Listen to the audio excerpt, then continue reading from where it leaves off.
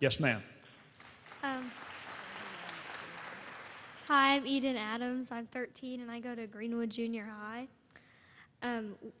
As young people, we're known as Generation IY for being afloat with no real aim, arrogant with no real confidence, and entitled. We want to earn back our reputation and prove our critics wrong.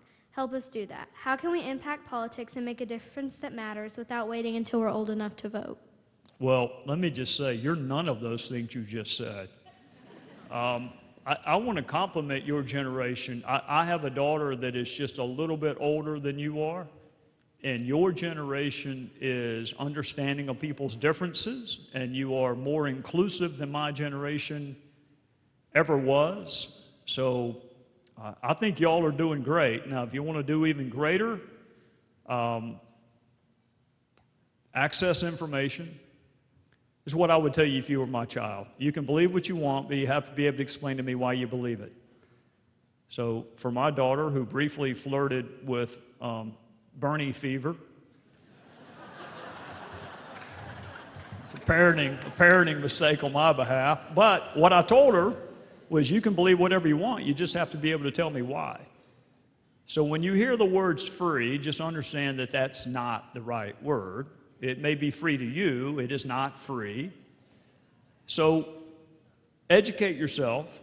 Understand that there are 3 or 4 different positions on almost every seminal issue of the day. And don't ever stop asking the question, why?